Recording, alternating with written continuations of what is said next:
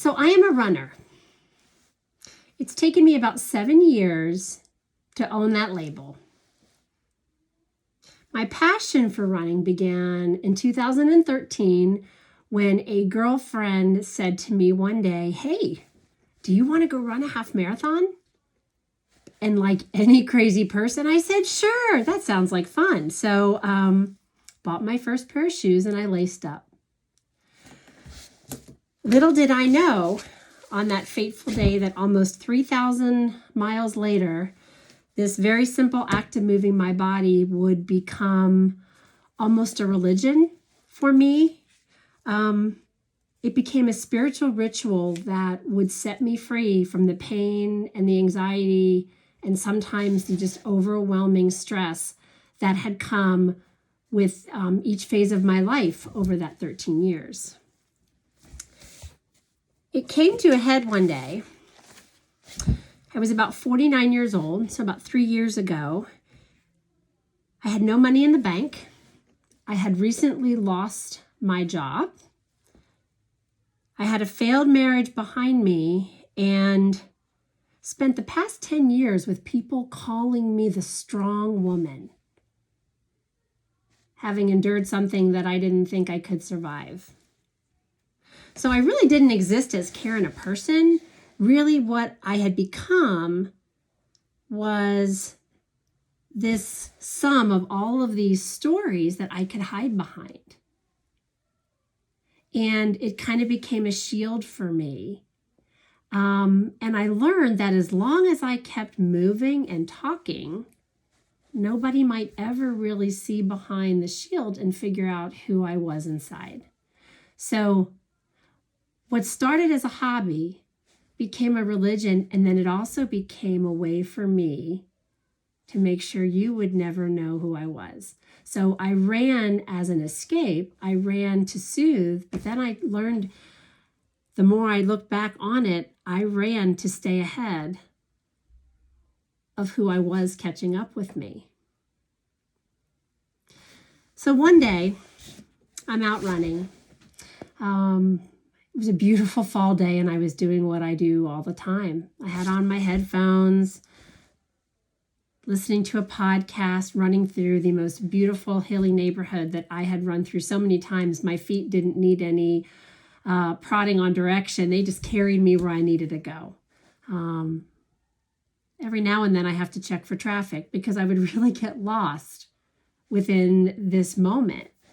And I was listening to this podcast by a preacher who I'd come to look for support.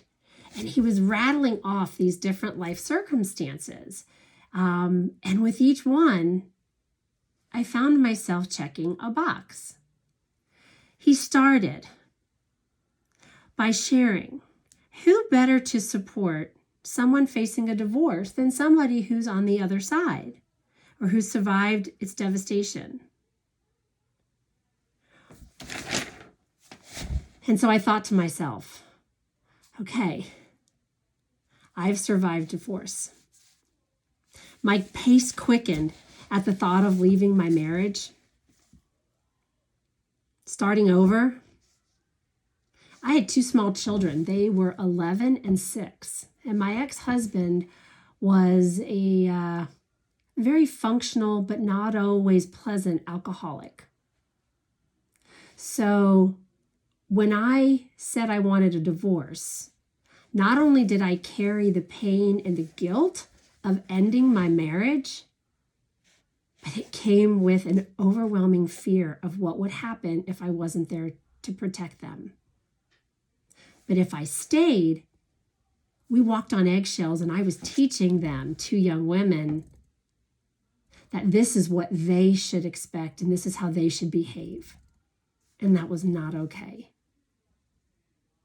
So I walked away. And I handed them over and I prayed. And I had faith that God would carry me through to the other side. But I could check that box. And that fear, it was as fresh for me that day as it was the day that I walked into court and faced him and signed those papers. I realized I was running pretty fast at this point, starting to get a little winded, and I knew it was fear chasing me. So I took a breath and I listened as the preacher went on. The next box.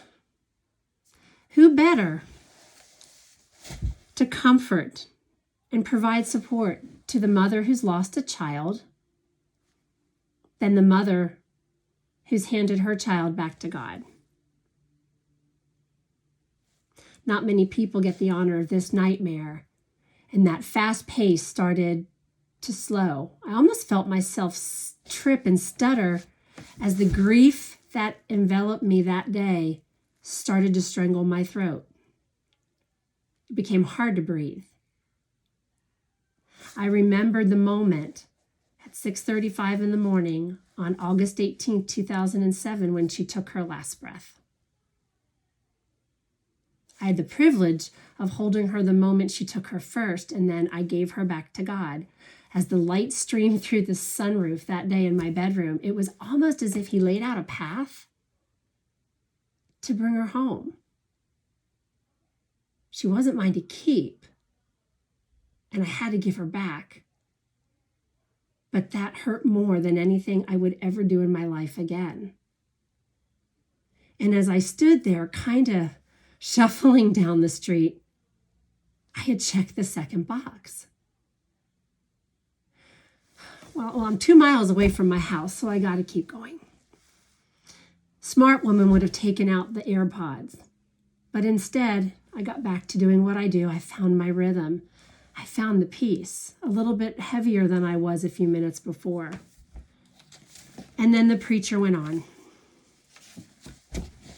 Who better to help the woman through the shame of financial ruin and bankruptcy than someone who's had to look in the mirror and tell her kids she can't provide for them in the way that they become accustomed?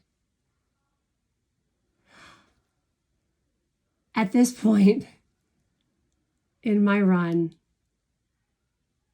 I started to come to almost a halt. Tears formed in my eyes because the shame that I carried from that moment, knowing that I'd had all the opportunity in the world to get me where I was, but yet I didn't do the right things. I didn't take care of them. I didn't make decisions that would make us solvent. It was almost more than the other two brought me. And the shame of that, my pride, almost brought me to my knees. And then it hit me. I made it through my divorce. I am on my own, and I told my children it was my choice because they deserve to see what a healthy marriage and what they deserved as individuals. I made it. I survived the death of my daughter. I went on to give birth to another child 9 months later on that very same day. And I helped to bring light back into the world by knowing that there's light and there's hope in everything that we do if we find it. And I survived bankruptcy. There was the day that I had $35 in my bank account and I had to borrow my daughter's tooth fairy money to put gas in my car, but the gift that came out of that day was humility.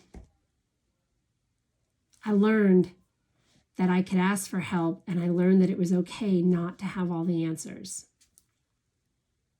So at this point, I'm standing in the middle of the street and I am doubled over. My head is between my knees.